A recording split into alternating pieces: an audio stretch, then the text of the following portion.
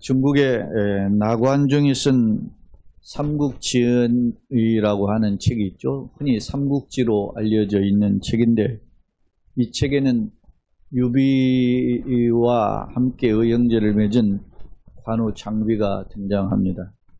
그런데 이 장비가 조조와 전투를 하다가 패하여 도망하다가 군사들이 그 적을 피신해서 숲을 발견하고 그 숲속에 숨게 됩니다. 그러자 지략이 뛰어난 조조가 저들을 한꺼번에 몰살할 기회가 왔다 생각하고 그 숲을 향해 불을 지르게 됩니다. 화공법으로 불을 질러서 몰살시키려고 한 거예요. 그래서 장비와 그 군사들은 이제 밖에 숲을 밖으로 나가면 조조의 군사들이 기다리고 있고, 그리고 이제 숲속에 있으면 그대로 불타 죽게 되었는데, 때마침 서쪽 하늘에서 먹구름이 몰려오더니 장대비를 퍼부었습니다. 그리고 결국 장비의 군대는 화공을 피해 퇴각할 수 있었다는 내용입니다. 당시 이를 본 조조가 이런 말을 했다고 해요. 지자 막여 복자라 라는 탄식을 했다고 합니다. 지자, 아무리 지혜로운 사람이라도 막을 수가 없다. 누구를? 복자를. 복자는 복을 받은 사람. 다시 말하면 하늘의 복을 받은 사람은 아무리 지혜로운 사람이라 하더라도 막을 수가 없구나 라고 탄식했다 그래요.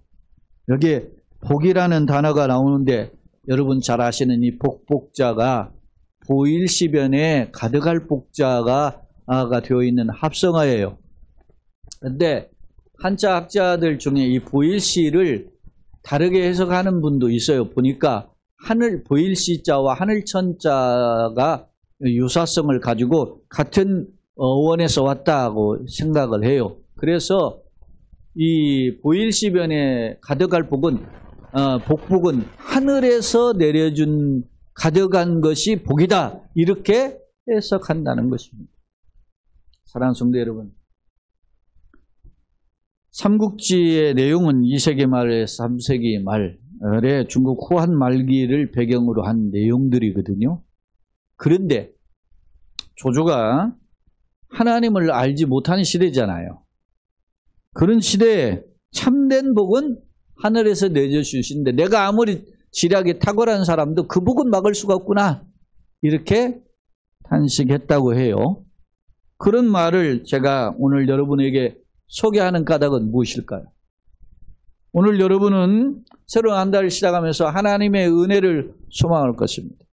그렇다면 나는 어떤 복을 소망하며 살고 있는가? 현대사회를 살펴보면 우리가 그 어느 때보다도 잘 살고 있지만 많은 사람들이 돈 하면서 살고 있습니다. 특히 눈에 보이는 세상 자랑, 권세, 이런 것에 목말라 하는 시대에 우리는 살고 있습니다.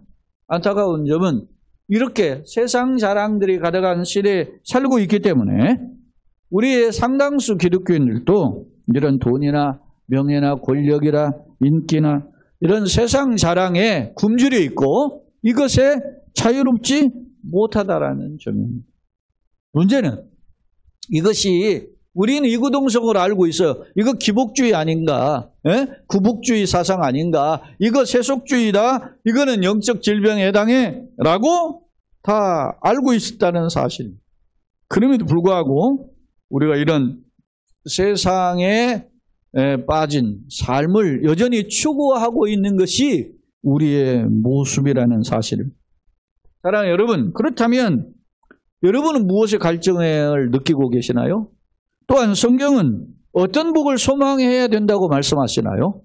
오늘 저희가 함께 읽었던 요한복음 11장 27절로 32절은 예수님이 말씀하시는 인생의 참된 복, 진정한 행복한 사람은 누구인가에 대한 복의 기준을 제시하고 있습니다. 먼저 참된 행복이란 무엇일까요? 먼저 이 배경을 내용을 살피기 전에 이 배경을 말씀하시게 된 배경이 있단 말입니다. 그 내용이 14절로 16절을 한번 먼저 살펴보겠습니다. 같이 읽겠습니다. 예수께서 한 말을 못하게 하는 귀신을 쫓아내시니 귀신이 나가매 말 못하는 사람이 말하는지라. 무리들이 놀랍게 여겼으나 그 중에 더러는 말하기를 그가 귀신의 왕 바알세불을 힘입어 귀신을 쫓아낸다 하고, 또 더러는 예수를 시험하여 하늘로부터 오는 표적을 구하니 라고 기록해요. 자, 예수님이 말 못하게 하는 귀신을 쫓아낸다. 그러니까 이게 소위 우리가 말하는 언어 장애인이죠. 그렇게 해서 귀신의 제어를 받아서 말을 못하는 거예요. 그러니까 귀신을 쫓아내니까 이 사람이 말을 하게 되었어요. 그러니까 무리들이 놀라요. 그러면 어떻게 합니까? 이 사람이 언어 발언을 하지 못한 것이 귀신으로부터 비롯됐다는 사실을 알기 때문에 귀신을 쫓아냄으로 인해서 이 사람이 입이 풀리고 말을 하게 된 것은 결국 예수님이 영적 전쟁에서 승리자임을 보여주잖아요. 그런데 사람들의 반응이 어땠습니까? 그 중에 더러는 말하기를, 사람들의 더러는 놀라기도 했지만 더러는 말하기를 그가 누구? 귀신의 왕 바알세불을 힘입어 귀신을 쫓아낸다. 그런 말을 비아냥거렸다는 것입니다. 그러니까 우리가 지금 27절부터 오늘 본문이잖아요. 그러니까 16절 이후는 예수님 이런 생각에 대한 예수님의 말씀 교훈이에요. 그러면 핵심이 뭐냐? 야, 사탄이 사탄 서로 싸우면 지 나가 어떻게 서겠느냐. 사탄 굉장히 교활한데, 그러니까 내가 귀신의 왕을 힘입어가지고 사탄을 떠내면 서로 귀신끼리 서로 싸우는 거 아니냐. 그 말도 안 되는 소리 아니냐. 이런 교훈이죠. 사탄이 굉장히 교활하고 탁월한데 이런 것 정도 모르고 이런 일을 하겠느냐 말이야. 그러면서 너네들도 귀신 쫓아내는데 그러면 너네들 누구의 힘을 힘입어서 쫓아내느냐. 예수님 반문하는 내용이 나와요. 자, 일부는 예수님을 향하여 저놈의 귀신 들려가지고 귀신을 쫓아내는 거야. 이렇게 비아냥거렸어요. 또 더러는 16절에 예수를 시험하여 그렇다면 당신이 하늘로부터 왔다면 하늘로부터 온 사인이 뭡니까? 라고 되물었다는 사실입니다. 그러니까 일부는 놀랍고 그렇게 어떤 그런 반응을 보이기도 했지만 그 중에 지도자, 특히 바리새인을 비롯한 지도자들은 한 사람은 말이죠. 귀신 들렸다 예수님은 비아냥거렸고 또 한 부류는 당신이 하늘로서 왔다면 하늘의 사인을 보여줘. 지금 이게 하늘의 사인이잖아요. 그럼에도 불구하고 하늘의 사인을 요구했다는 점입니다. 바로 이러한 상황에서 또 다른 하나의 반응이 하나 보여요.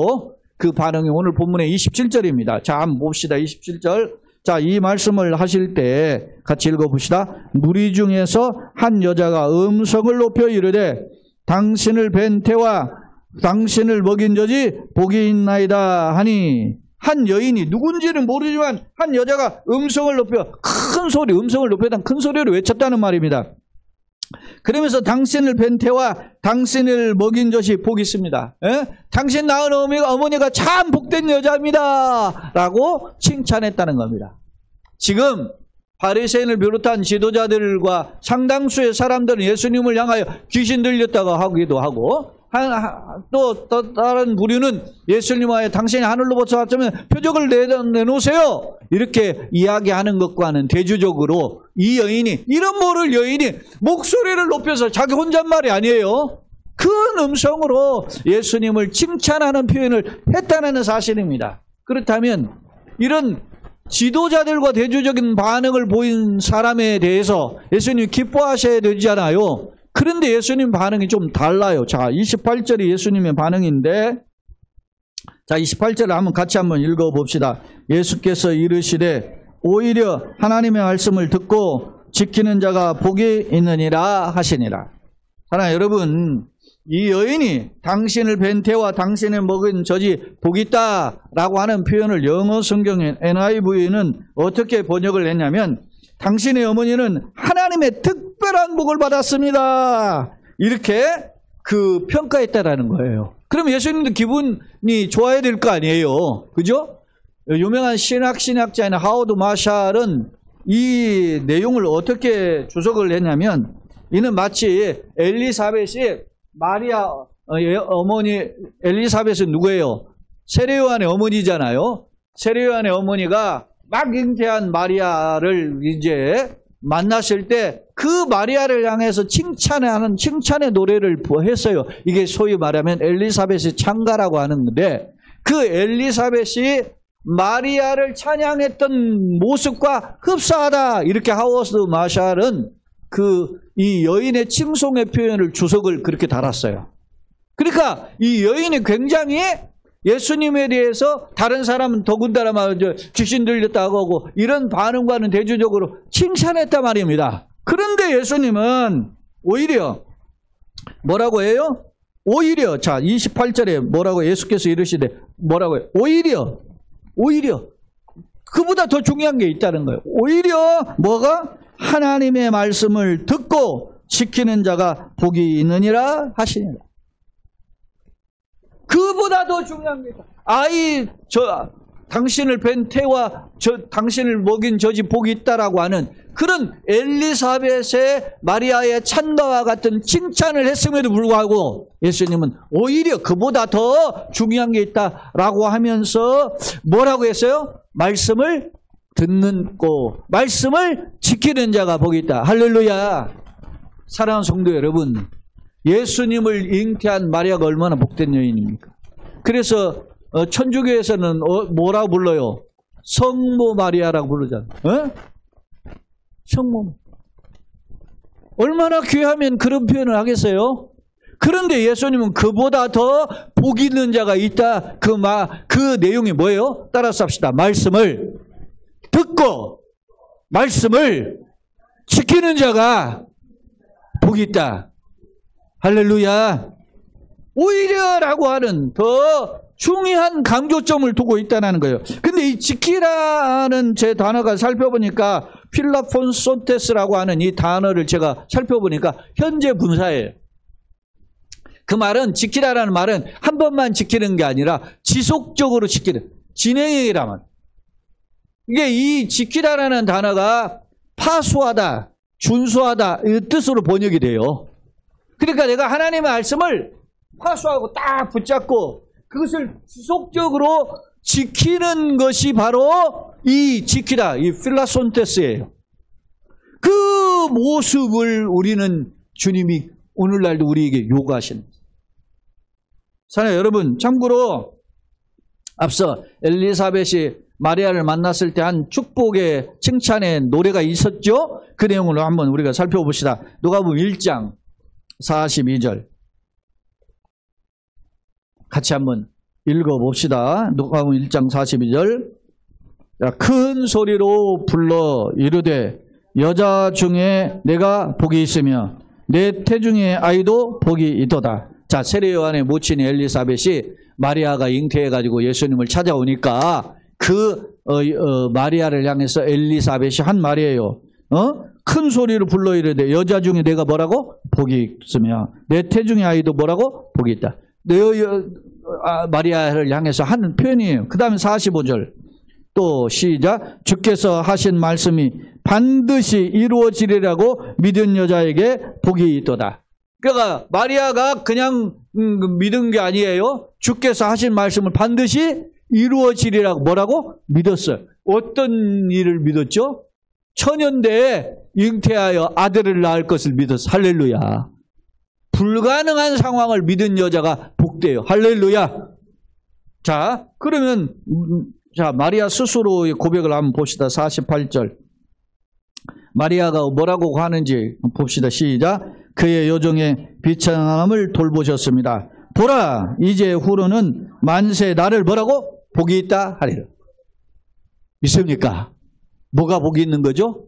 예수님을 낳은 게 복이 있는 게 아니라 예수님을 처녀의 몸에서도 예수님을 잉태하여 낳을 것이라는 약속을 믿은 것이 복이 있다라는, 믿습니까? 자, 왜 성모 마리아가 복된 여인이에요?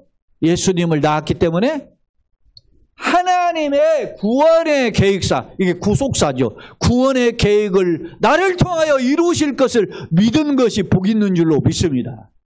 그리고 시각이 다르단 말이에요. 시각이 달라요. 오늘 내가 예수를 믿어도 성경적 시각을 가지고 예수를 믿어야 된단 말이에요. 저 사람은 어느 가문이기 때문에 복이 있다. 그것 귀하지. 예수님을 낳은 여인이 얼마나 복이 있습니까? 그런데 더 귀한 것은 무엇이다? 나를 복이 있다라고 하는 마리아의 스스로의 평가 고백 속에는 뭐가 담겨 있어요? 하나님의 약을 창세유로 나를 복이 있다라. 왜? 내가 하나님의 언약의 통로, 축복의 통로가 되었기 때문에. 믿습니까? 물론 예수님 낳은 거 그 복이 있죠. 너를 벤 태가 복이 있고 젖 먹이는 것이 복이 있잖아요. 복이 있어요. 그런데 그 약속을 믿은 것이 더 복되다라 했어요. 제가 서대문 동산교회에 교육전도사부터 부목사까지 있었잖아요. 근데 제가 교육전도사로 2년 있었는데 그 2회를 있었는데 그 중에 교사들이 17명에서 저 포함해서 17명이니까 16명이 교사죠. 근데 그 중에 한 사람이 현대의 부장이었어요. 현대 본사에. 그런데 그때 대통령 선거가 있었는데 그때 정주영 씨가 대통령의 후보로 나왔단 말입니다. 예? 근데 그 현대 부장인 그 장집사, 그분이 지금 장로님이에요. 근데 저희 고등부 교사인데 이제 교사들한테 그런 걸 소개하는 거야. 왜 정주영이 대통령 돼야 되는지. 예? 자기는 왜 그룹 회장이잖아요. 왕회장 그 당시로 이야기를 해요. 그래서 제가 전도사 때 결혼을 막 하지 않았을 전도사 때 제가 이야기했어요. 집사님, 그 왕회장 정회장이 대통령이 되면 누가 특혜를 보죠? 물어봤어요. 현대가 특혜 아닙니까? 현대가 특혜의 주인공이 되지 않습니까? 현대가 특혜를 다 내려놓고 그럴 가치가 있으면 내가 선거운동하는 거 이해가 됩니다. 우리는 이런 일에 인색하다. 네? 제가 31 때 이야기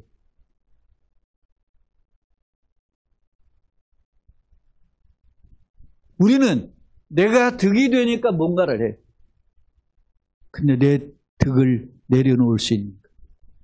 오늘 마리아의 고백을 보세요. 나를 창세 이후로 복이 있다. 만세에 나를 복이 있다 하는데 그 복이 뭐예요? 내가 메시아의 엄마이기 때문에 그래요? 내가 하나님의 언약의 통로가 되은 그 약속을 붙잡고 있기 때문에. 사랑하는 성도 여러분, 나는 어떤 사람인가? 예수님의 한번 평가를 봅시다. 예수님이 요한복음 5장 24절에 이런 말씀하셨어요. 같이 한번 읽어봅시다. 시작. 내가 진실로 진실로 너희에게 이르노니 내 말을 듣고 또 나 보내신 이를 믿는 자는 영생을 뭐요? 얻을 것이가 아니고 얻었고 이미 소유하고 있고 심판에 이르지 아니하나니 사망에서 생명으로 옮겼느니라. 이 요한복음 5장 24절은 매우 유명한 말씀이에요. 뭐라고요? 내가 진실로 진실로 아멘 아멘이라 강조점이 이게 예수님의 내 말을 듣고 나 보내신 내 말은 예수님의 말씀이지 교훈이고 나 보내신 이는 누구요? 예수님의 말씀을 듣고 나 보내신 이가 누구야? 아버지 하나님을 뭐요? 믿는 자는 뭐 한다? 영생을 가져. 영생을 얻었어. 사랑하는 성도 여러분, 예수 십자가가 얼마나 중요한 복음인지, 예수 복음이 얼마나 위대한지 그 복음을 다시금 붙잡는 저와 여러분 되시길 예수님의 이름으로 축원합니다. 세상에 다 돈돈돈하는 시대 아닙니까?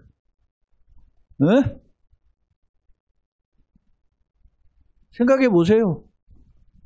일국의 대통령이 가가지고 트럼프를 만났는데 삥 둘러싸였잖아. 이쪽은 젤렌스키 옆으로는 자기 우크라이나 지도자들이 있고 건너편에는 부통령을 비롯해서 또 뒤로 서 있잖아. 그 제 영상을 싹 듣봤는데 뭐라고 하느냐. 한 사람이 그러더라고. 아니 왜 양복을 안 입습니까? 매너가 없다는 거야. 여기 오는데 양복 입고 와야지. 예? 의복도 갖추지 않고 왔습니까? 그러다. 아니 전쟁터에 있는 사람이 자기 평생 뭐 어떻게 양복을 입겠어요? 물론 타국에 가서 예의를 갖춘 양복을 입을 수도 있겠지만 그 소신 아닙니까? 자기가 전쟁 중에 있으니까 국민들이 고생하는데 양복 안 입겠다라는 그 마인드가 그거 욕먹을 마인드는 아니잖아요. 핀잔을. 세계 최강국인 미국이 자기 앞에 와서 굴복해 와가지고 어떤 처분을 바라는 입장에 대해서 짜고 말이지 공격하는 그게 우리가 사는 현실이에요. 정의와 진리 이런 게 중요하지 않은 현실이야 말입니다. 돈이 있어야 권력이 있어야 힘이 있어야 방구를 낄 수 있는 게 현실이라 말입니다.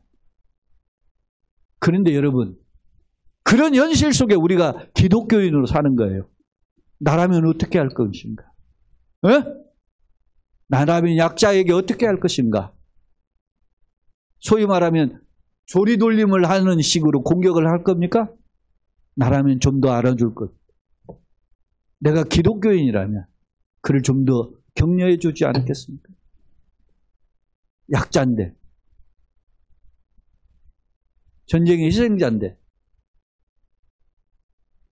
진정한 기독교인의 모습이 아니잖아요.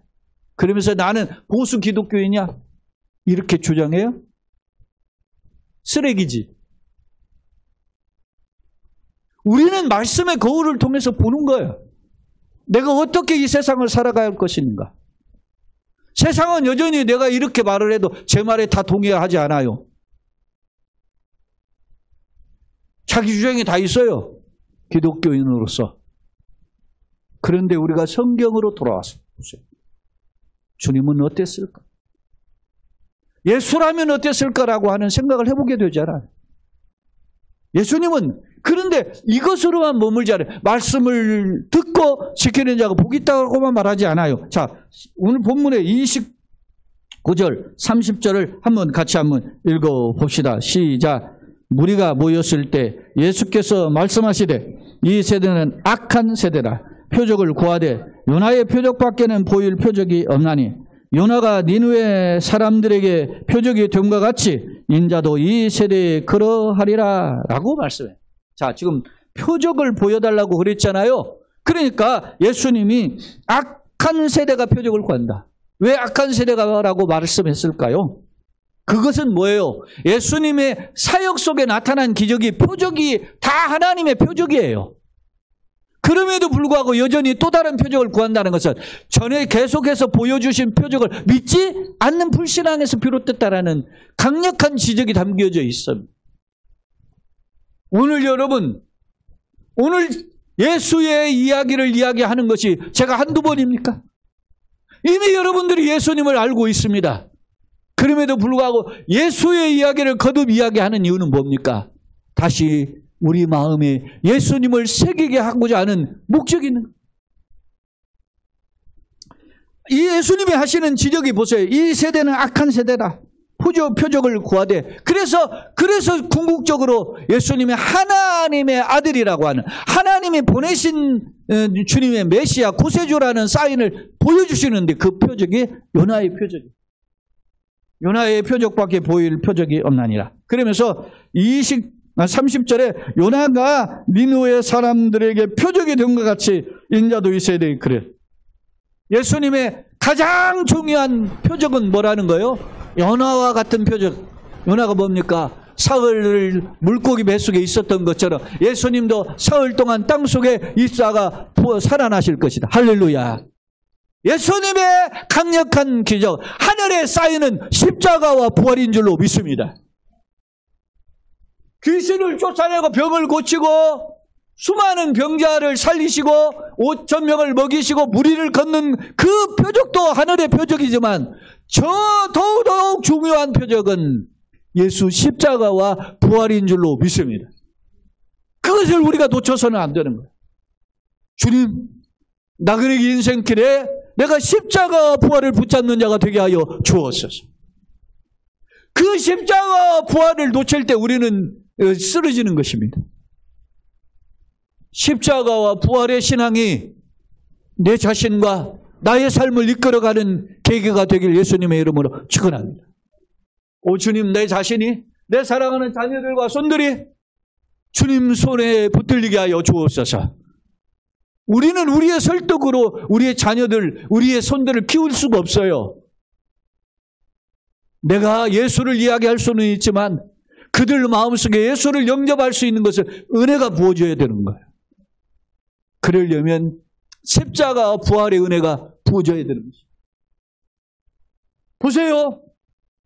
예수님이 사흘간 갇혀 있었다가 부활한 요나의 표적을 제시한 후에 그 이어서 31절 32절을 말씀해요. 참 보세요. 31절 32절 심판 때에 남방 여왕이 일어나 이 세대를 중재하리니 이는 그가 솔로몬의 지혜로운 말을 들으려고 땅끝에서 왔음이거니와 솔로몬보다 더 큰 이가 여기 있으며 심판 때에 니느웨 사람들이 일어나 이 세대 사람들을 정죄하리니 이는 그들이 요나의 전도를 회개하였으며거니와 요나보다 더 큰 이가 여기 있느니라. 할렐루야.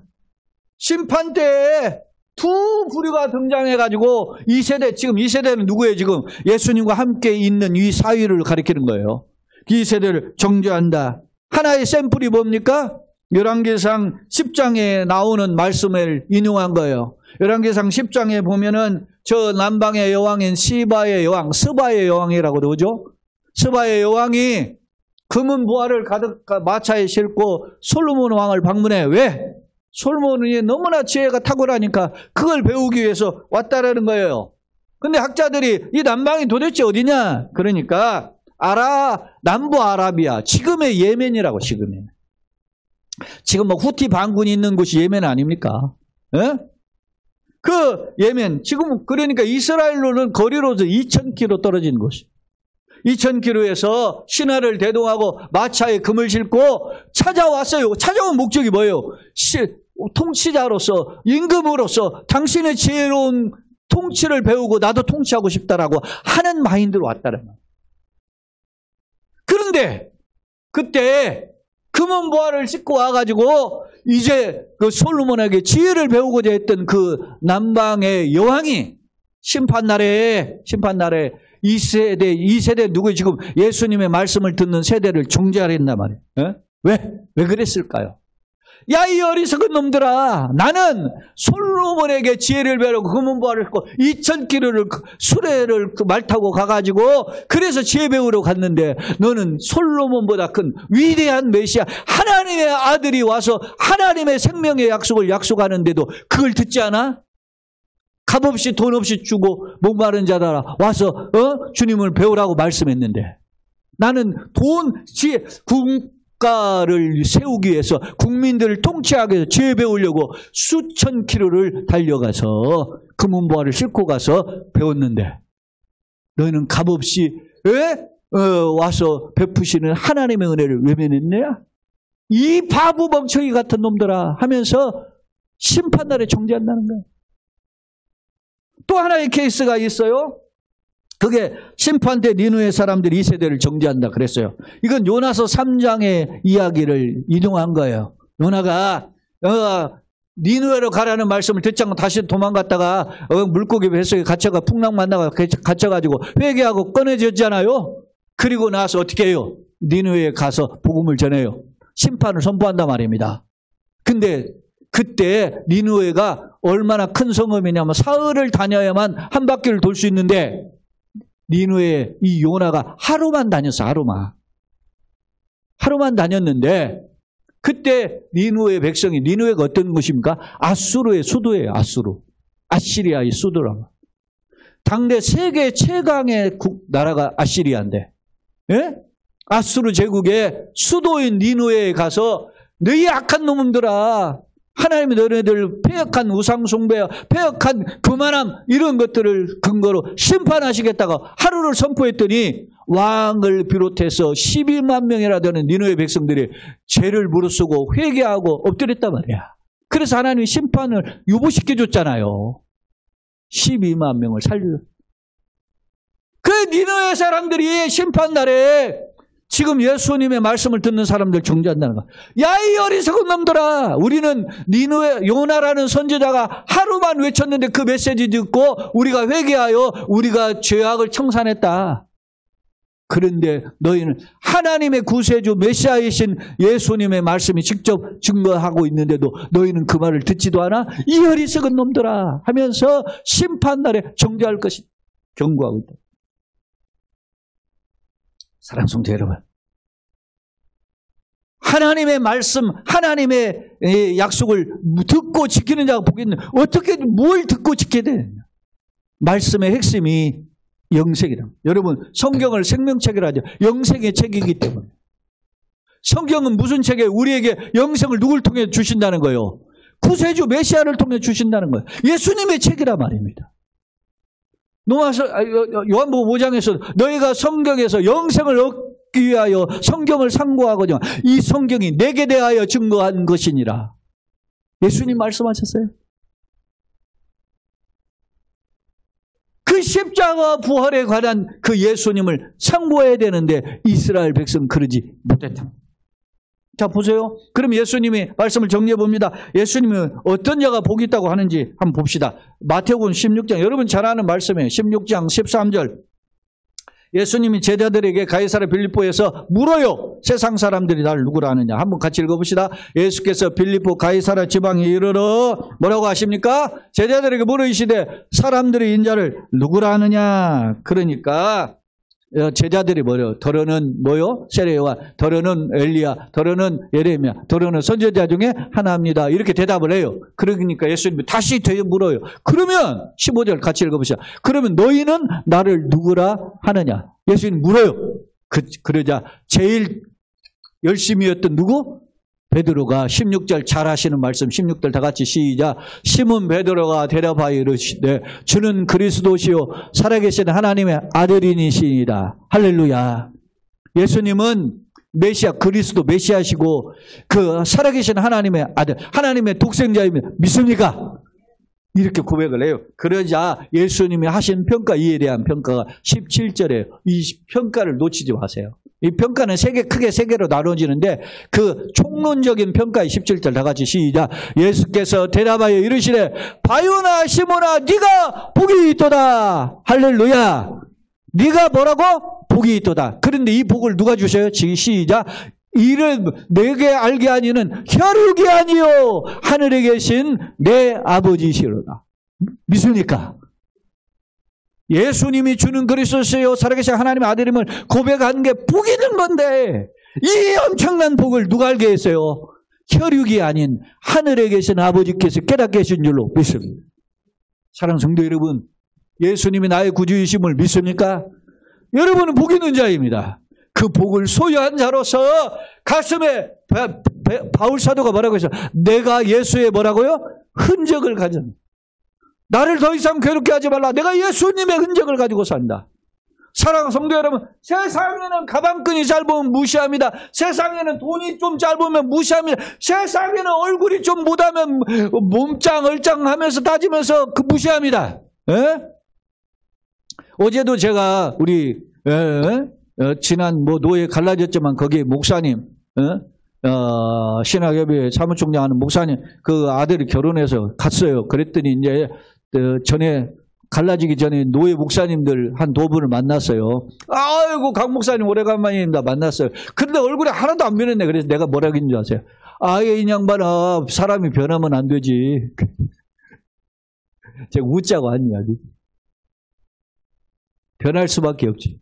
그러나 바울이 그랬잖아요. 겉사람은 후패하나 속사람은 날로 새롭도다. 할렐루야. 고린도후서 5장에 하신 말씀. 우리의 겉사람은 낡아져요.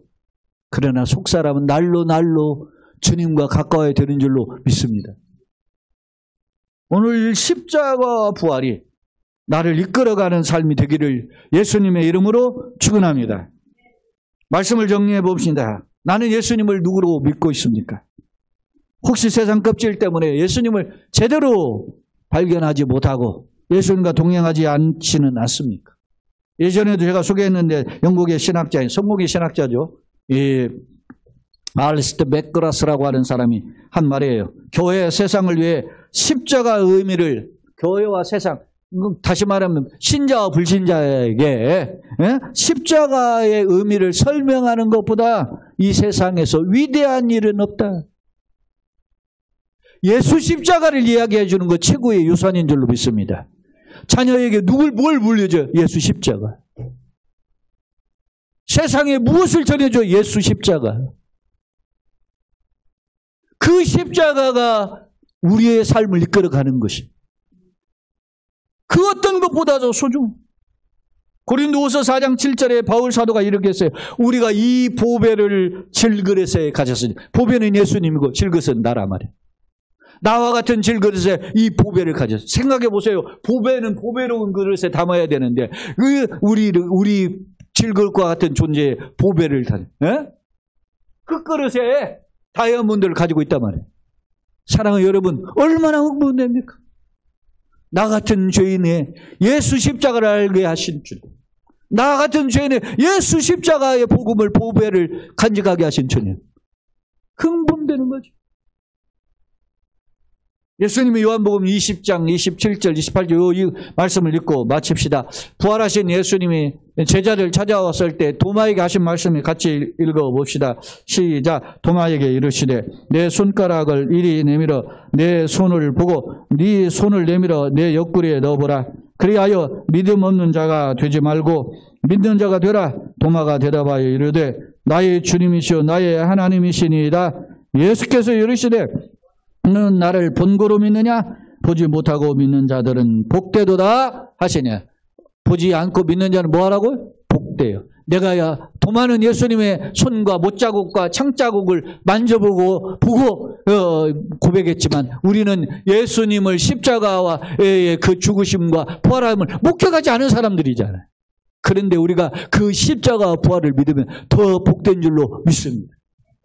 그런 복된 자로 살아가는, 새로운 한 달도 시작하고 우리의 남은 인생도 걸어가는 그런 복된 주인공들이 다 되시기를 예수님의 이름으로 축원합니다. 아멘.